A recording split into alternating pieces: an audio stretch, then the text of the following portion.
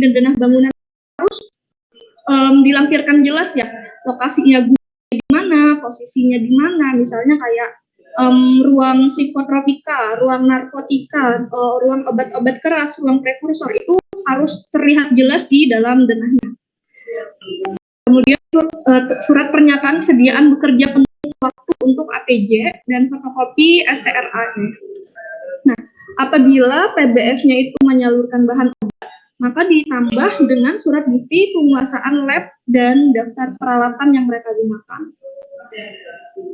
Nah, untuk alur permohonan izin PBF, permohonan izin ke Dirjen Dinfarmenkes yang akan ditembuskan ke Kepala Dinkes Provinsi, kemudian dari Kepala Dinkes Provinsi ini dia akan melakukan verifikasi kelengkapan administrasinya.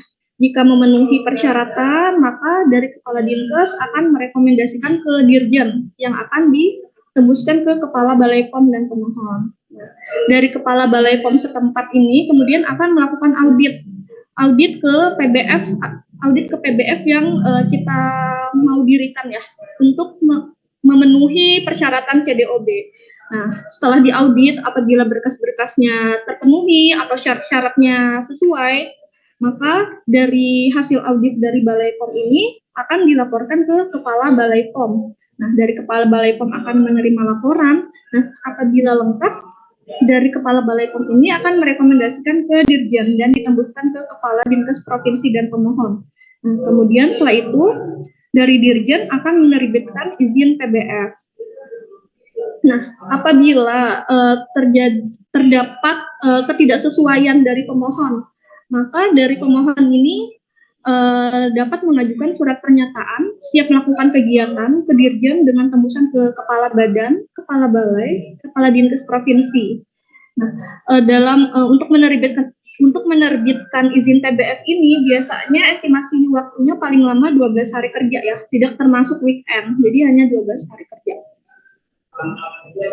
Nah, yang tadi itu untuk permohonan izin PBF pusat atau PBF utama. Nah, kemudian untuk PBF cabang cukup diajukan ke Kepala Dinkes Provinsi yang akan ditembuskan ke Kepala Dirjen Dinfar dan Alkes, Kepala Balai POM setempat, dan Kepala Dinkes Kabupaten atau Kota. Nah, untuk izinnya, untuk berkas-berkas administrasinya sendiri kurang lebih dengan PBF pusat ya. Harus ada KTP dari kepala cabangnya, fotokopi izin PBF yang dilegalisasi oleh Direktur Jenderal, kemudian ada surat penunjukan sebagai kepala PBF cabang. Kemudian ada pernyataan kepala PBF cabang yang tidak pernah terlibat pelanggaran peraturan perundang-undangan dalam kurun waktu 2 tahun terakhir. Kemudian ada pernyataan kesediaan bekerja penuh waktu untuk apoteker penanggung jawab. Kemudian ada surat bukti penguasaan bangunan dan gudang, peta lokasi dan denah bangunan, dan tentunya surat tanda registrasi apoteker calon penanggung jawab itu sendiri ya. Nah, untuk PBF utama tadi, penanggung jawabnya kan harus apoteker. Nah, untuk PBF cabang juga harus apoteker. Nah, untuk PBF cabang dan PBF utama ini, apotekernya tidak boleh merangkap ya. Jadi, untuk apoteker di PBF utama harus ada 1 apoteker apabila memiliki 1 gudang. Kemudian apabila PBF utama itu membuka cabang, maka harus ada penanggung jawabnya lagi, yaitu apotekernya. Kemudian untuk alur permohonan pengakuan PBF cabang dari Kepala Dinkes Provinsi yang akan diteruskan ke Kepala Dinkes Kabupaten atau Kota untuk memverifikasi kelengkapan administrasinya. Jika memenuhi kelengkapan administrasi, maka dari Kepala Dinkes akan merekomendasikannya dan akan ditembuskan ke Kepala Balai POM. Nah, dari Kepala Balai POM ini akan melakukan audit lagi nih, audit pemenuhan untuk mendapatkan persyaratan CDOB untuk memastikan bahwa PBF cabang itu udah layak belum nih untuk beroperasi. Nah, kemudian dari rekomendasi hasil analis pemenuhan persyaratan CDOB ke Kepala Dinkes Provinsi. Nah, dari Kepala Dinkes Provinsi ini kemudian akan menerbitkan pengakuan PBF cabang. Nah, untuk masa berlakunya sendiri, untuk izin PBF dan PBF cabang tidak berlaku apabila masa berlakunya habis dan tidak diperpanjang, Kemudian dikenakan sanksi berupa penghentian sementara kegiatan. Nah, untuk sanksi ini biasanya kalau ditemukan temuan-temuan nih, misalnya contohnya PBF tersebut mengedarkan obat-obatan yang tidak memiliki izin edar, biasanya seperti itu. Nah, maka dapat dilakukan penghentian sementara kegiatan atau bahkan PBF tersebut izinnya bisa dicabut. Nah, kemudian untuk pembaruan izin PBF dan cabang PBF ini apabila terdapat perubahan nama dan atau alamat PBF serta lingkup kegiatan penyaluran obat atau bahan obat. Nah, untuk penyelenggaraannya, nah untuk pengadaan, penyimpanan dan penyaluran, nah jadi PBF pusat ini untuk obat-obatannya tentunya pengadaannya ke industri farmasi sesama PBF. Jadi dari PBF pusat dia dapat bisa orderan nih ke PBF lain. Nah, sedangkan untuk PBF cabang dia nggak bisa. PBF cabang itu orderannya hanya melalui PBF pusat. Nah, seperti itu. Nah, sedangkan untuk di PBF pusat untuk bahan obatnya pengadaannya dari industri farmasi sesama PBF melalui importasi. Nah, untuk penanggung jawabnya udah sempat saya singgung di awal untuk PBF pusat dan PBF cabang. Penanggung jawabnya yaitu apoteker yang tentunya udah punya izin nih seperti SIPA-nya, kemudian ada STRA-nya. Nah, apabila apotekernya itu tidak dapat melakukan kegiatan sementara, maka harus menunjuk apoteker pengganti. Maksimal apoteker penggantinya itu selama 3 bulan, yang tentunya harus disetujui oleh Dinkes Provinsi. Nah, untuk pergantian apoteker penanggung jawab dan atau direktur atau ketua PBF untuk PBF pusat atas persetujuan Dirjen Binfar dan Alkes yang ditembuskan ke Kepala Badan dan Kepala Dinas Kesehatan Provinsi. Untuk PBF cabang atas persetujuan Kepala Dinkes Provinsi yang ditembuskan ke Dirjen Binfar dan Alkes, kemudian Kepala Badan dan Kepala Balai POM. Nah, untuk PBF dan PBF cabang ini wajib menerapkan CDOB ya. Tentunya dibuktikan dengan adanya sertifikat CDOB oleh Kepala Balai POM. Nah, sertifikat CDOB ini didapatkan dari pengauditan di awal tadi. Nah, apabila berkas-berkasnya, administrasinya atau SOP-nya itu sudah sesuai, nah maka dari Kepala Balai POM dapat memberikan sertifikat CDOB. Nah, untuk setiap PBF dan PBF cabang ini dilarang menjual obat atau bahan obat secara eceran ya. Dilarang juga menerima dan atau melayani resep dokter. Nah, jadi untuk PBF maupun PBF cabang ini dia hanya boleh menjual obat-obatan atau hanya boleh menjual obat-obatan atau suplemen dalam bentuk kemasan utuh. Misalnya sediaan tablet. Nah, sediaan tablet ini dijual dalam kemasan 1 box utuh, nggak boleh dijual per strip atau per keping ya. Nah, ini PBF dan PBF cabang hanya dapat menyalurkan obat kepada PBF atau PBF cabang lain, fasilitas dan fasilitas pelayanan kefarmasian sesuai dengan ketentuan peraturan perundang-undangan.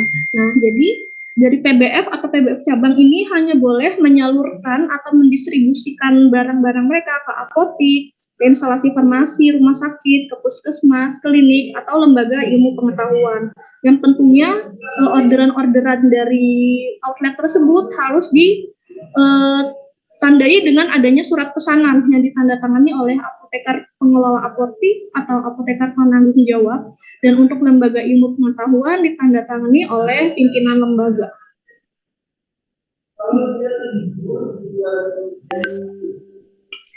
PBF cabang hanya dapat menyalurkan obat dan atau bahan obat di wilayah provinsi sesuai dengan surat pengakuannya. Kemudian PBF cabang dapat menyalurkan obat dan atau bahan obat di wilayah provinsi terdekat untuk dana atas nama PBF pusat yang dibuktikan dengan surat penugasan atau penunjukan. Nah, surat penugasan atau penunjukan tersebut disahkan oleh Dinkes Provinsi yang dimaksud. Nah, contohnya gini, karena saya dari PT Mahakam Sejahtera Abadi, PT Mahakam Sejahtera Abadi ini anggap aja sebagai PBF utama atau PBF pusat. Nah, kami rencananya mau membuka cabang nih di daerah Balikpapan misalnya. Nah, maka untuk PBF cabang di Balikpapan itu boleh nih melakukan pendistribusian di daerah provinsi, tentunya di Provinsi Kalimantan Timur ya, hanya boleh mendistribusikan ke daerah Provinsi Kalimantan Timur untuk yang cabang. Nah, apabila mereka ada permintaan atau kebutuhan dari provinsi lain, anggap aja Provinsi Kalimantan Selatan misalnya ya. Nah, karena Provinsi Kalimantan Selatan itu dekat dengan Kalimantan Timur, maka boleh nih dari PBF cabang minta izin ke PBF pusat untuk menyalurkan obat-obat tersebut dengan dibuktikan dengan adanya surat penugasan atau penunjukan. Nah, sedangkan dari PBF utamanya itu atau PBF pusatnya, dia dapat mendistribusikan ke seluruh wilayah yang ada di Indonesia. Seperti itu. Nah, ini tadi PBF dan PBF cabang hanya melaksanakan penyaluran obat berdasarkan surat pesanan atau SP yang ditandatangani oleh apoteker pengelola apotik atau apoteker penanggung jawab atau tenaga teknis kefarmasian penanggung jawab untuk toko obat dengan mencantumkan nomor SIPA, SIKA atau SIK TTK-nya. Nah, kemudian untuk gudang PBF dan kantor PBF atau PBF cabang dapat berada pada lokasi yang terpisah dengan syarat tidak mengurangi efektivitas pengawasan intern oleh direksi atau pengurus dan penanggung jawab, dan setiap gudang tersebut harus memiliki apoteker. Nah, ini saya ambil contoh misalnya dari PT Mahakam Sejahtera Abadi. Kami ini kebetulan kantor dan gudangnya itu dalam satu wilayah atau dalam satu tempat yang sama, yaitu di Jalan Kadri Uning. Nah, karena kami mau melakukan pengembangan nih, yang otomatis kami membutuhkan banyak barang dan gudang kami sudah nggak muat, boleh nih kami mengajukan gudang baru, misalnya di daerah M Yamin nih, gudang baru kami. Nah, jadi di gudang baru itu tentunya harus memiliki apoteker penanggung jawab lagi, seperti itu.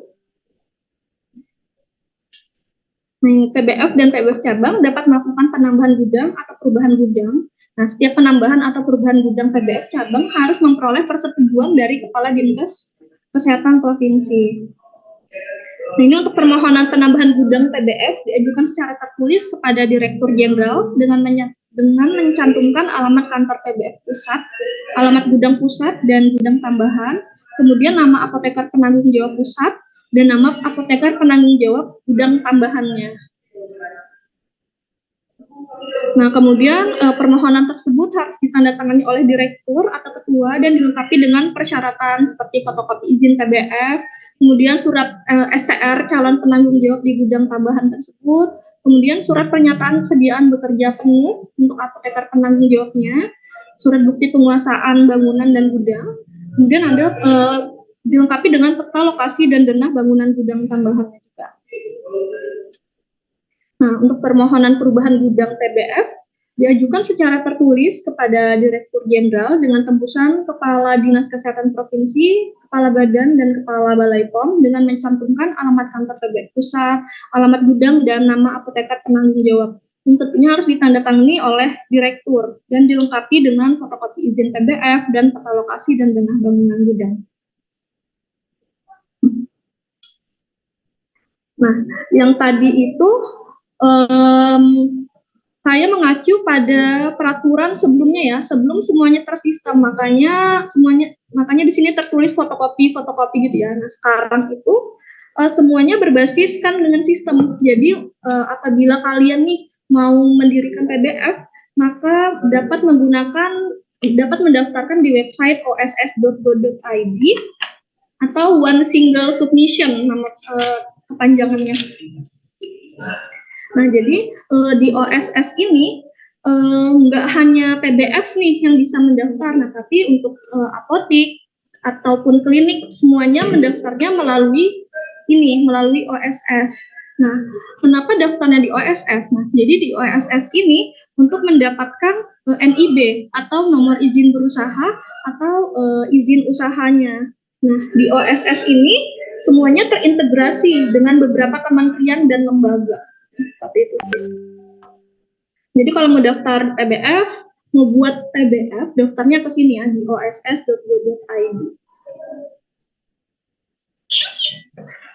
Nah, dari link ini, kita tentunya harus buat akun dulu ya. Nah, apabila udah punya akun, bisa langsung login. Kalau belum punya akun, bisa daftar dulu. Nanti pas mau daftar, tampilannya seperti ini nih, pendaftaran akunnya. Ada pilihan skala usaha, ada UMK dan non-UMK. Nah, untuk UMK ini sendiri, modal usaha yang dibutuhkan itu kurang dari 5 miliar. Nah, apabila kalian punya dana lebih dari itu, kalian bisa daftar di non-UMK. Nah, nanti setelah kalian buat akun, nanti untuk loginnya, login username ataupun kata sandinya akan di email nih ke email kalian yang kalian daftarin di akun tersebut. Nanti kalau udah login, tampilannya seperti ini. Nah, apabila kalian mau membuat izin, maka kalian pilih perizinan berusaha, kemudian melakukan permohonan baru. Nah, tampilannya bakal seperti ini. Saya ambil salah satu aja sih dari beberapa persyaratan yang dibutuhkan. Contohnya seperti data pelaku usaha. Nah, nanti di tampilan ini, di data pelaku usaha, yang muncul itu NIK, nama pendaftarnya atau nama direkturnya, jenis kelamin, tempat tanggal lahir, nomor telepon, alamat KTP. Nah, data-data di sini juga harus dilengkapi dengan NPWP.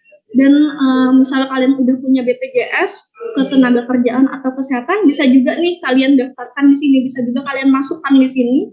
Tapi kalau kalian nggak punya BPJS, proses perizinan masih bisa tetap dilanjutkan. Nah, kemudian klik tombol simpan data, dan kemudian klik tombol tambah bidang usaha. Nah, di data OSS ini ada banyak banget persyaratan yang diminta.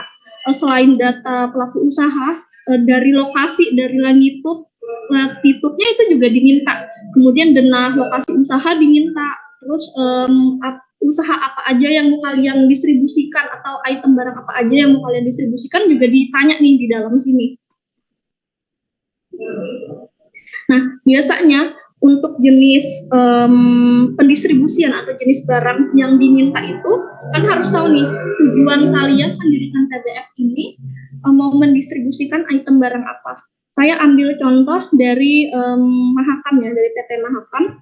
Nah, nanti di sini di aplikasi OSS itu ditanya ini KBLI yang diinginkan itu apa aja. Jadi KBLI ini merupakan klasifikasi baku lapangan usaha Indonesia yang merupakan kode klasifikasi resmi untuk mengklasifikasikan jenis bidang usaha perusahaan yang ada di Indonesia.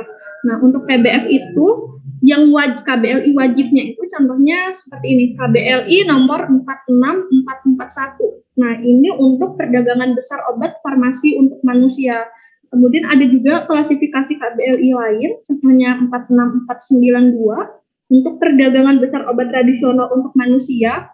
Nah, kemudian Mahakam juga mendaftarkan nih sebagai PBAK atau perusahaan pedagang besar alat kesehatan dengan kode KBLI 46691, yaitu perdagangan besar alat lab, alat farmasi, dan alat kedokteran untuk manusia. Kemudian Mahakam juga mendaftarkan di KBLI 46443 untuk perdagangan besar kosmetik untuk manusia, kemudian 46651 perdagangan besar bahan dan barang kimia, 46326 perdagangan besar susu dan produk susu. Kemudian di KBLI 46334 perdagangan besar minuman non alkohol bukan susu.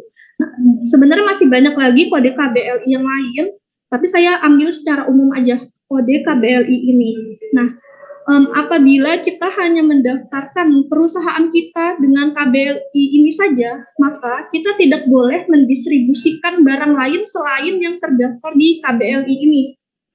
Nah, kalau misalnya kita mendistribusikan barang lain nih selain di luar KBLI ini, maka bisa menjadi temuan nih dari Badan POM. Seperti itu sih.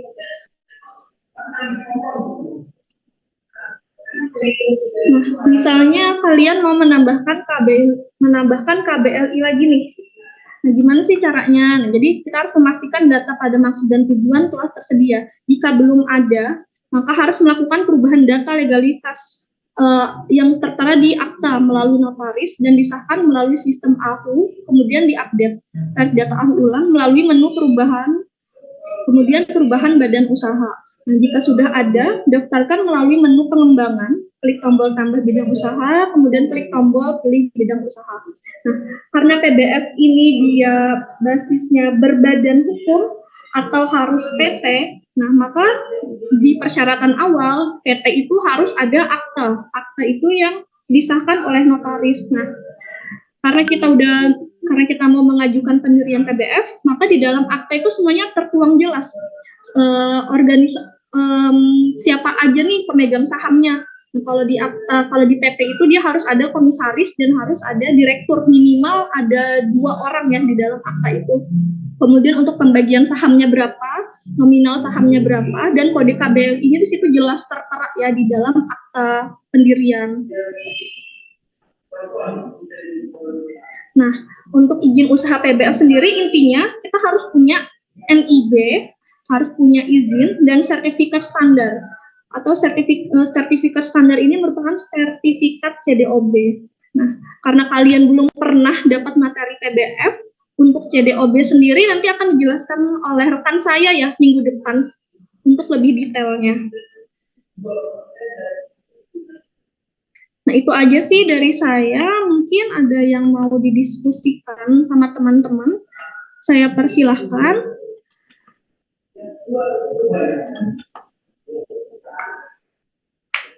Gimana teman-teman? Apa saya terlalu cepatnya ngejelasinnya? Oh, izin bertanya, Ibu. Oke, boleh. Baik, Ibu, perkenalkan nama saya Alsa Fazlika dari kelas C umum. Mohon Alsa Fazlika, Ibu. Siapa? Maaf, cepat banget ngomongnya.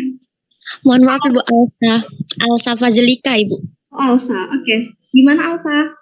Izin bertanya, Ibu, untuk di PBF sendiri itu diperlukan berapa apoteker ya, Bu? Atau hanya di PJ-nya saja apotekernya, Bu? Terima kasih, Bu. Oke, siap, sama-sama. Ada pertanyaan lain? Langsung aja saya jawab ya. Untuk PBF itu dipersyaratkan minimal 1 apoteker, untuk apoteker penanggung jawab aja sih. Seperti itu.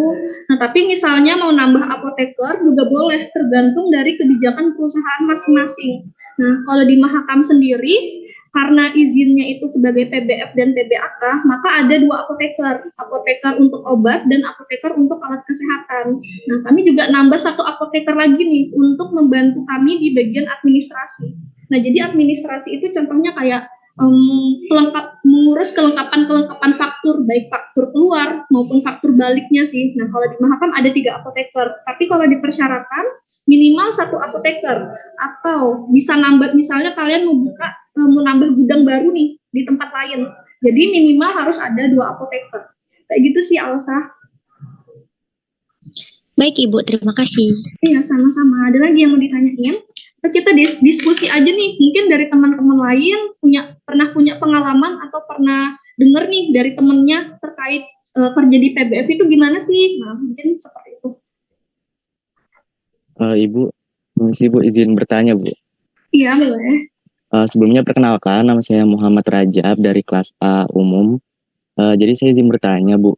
Kan di PBF tadi kan penanggung jawab utamanya kan itu apoteker. Nah, kalau anggota atau karyawannya itu juga apakah harus sesuai dengan standar CDOB? Kalau iya, apakah nantinya tuh ada pelatihan CDOB untuk anggota lainnya supaya dapat memahami tugas dan menjamin kegiatannya itu berjalan sesuai standar CDOB? Terima kasih, Bu. Oke. Maksudnya ini karyawan lainnya itu gimana ya? Boleh diulang nggak? Saya kurang nangkep nih. Apa namanya, Bu, kan penanggung jawabnya apoteker. Kalau misalnya untuk anggota dari PBF-nya, karyawan dari PBF-nya gitu, Bu. Untuk karyawannya apakah harus apoteker juga gitu ya? Pertanyaannya dari Rajab ya. Mungkin kayak sesuai standar CDOB mungkin harus SPAM gitu, Bu, atau boleh anggota lain gitu, Bu. Enggak sih, tergantung lagi nih dari jenis pekerjaannya atau job desk-nya. Kalau apoteker untuk penanggung jawabnya sudah pasti apoteker ya. Nah, tapi untuk karyawan yang lainnya itu nggak mesti apoteker, nggak mesti dari farmasi. Boleh kok dari jurusan lain, misalnya ekonomi. Nah, boleh banget tuh kalian tarik, tapi bisa kalian tempatkan di keuangan, misalnya seperti itu. Nah, tapi biasanya kita juga butuh butuh AA atau asisten apoteker untuk menerima barang. Misalnya ada barang datang ya. Nah, kalau barang datang itu kan biasanya penerimanya harus tanda tangan, harus dibuktikan dengan stempel. Nah, jadi supaya yang menerima barang ini nggak perlu capek-capek nyari apoteker lagi. Jadi boleh banget nih untuk PPK-nya yang tanda tanganin. Nah, kayak gitu. Nah, kemudian untuk CDOB, apoteker penanggung jawabnya itu udah pasti harus mengikuti pelatihan CDOB dulu. Nah, apabila udah lulus nih dari pelatihan, kan pelatihan itu pastinya ada pretest, ada post-testnya. Nah, kalau udah lulus dari apotekernya ini dapat melakukan pelatihan internal ke teman-temannya yang ada di kantornya itu. Jadi untuk teman-teman yang ada di kantor itu nggak mesti harus ikut pelatihan CDOB. Jadi bisa melalui apoteker penanggung jawabnya yang melatih. Seperti itu sih. Apa jelas, Rajab? Iya Bu, jelas sih Bu. Terima kasih Bu. Oke, sama-sama.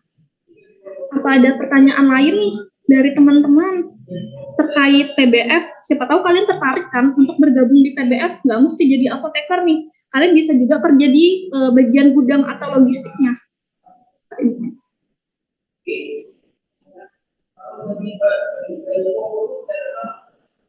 Dari teman-teman yang lain gimana? Apa ada pertanyaan atau mau sharing mungkin? Nah, di sini saya bukan maksud menggurui ya. Jadi kita sama-sama belajar. Siapa tahu saya bisa dapat ilmu dari kalian.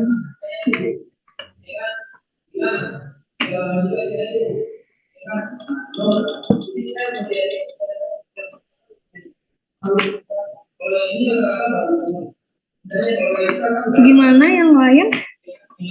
Boleh nggak ya kalian open kamera biar saya merasa nggak ngobrol sama laptop doang nih.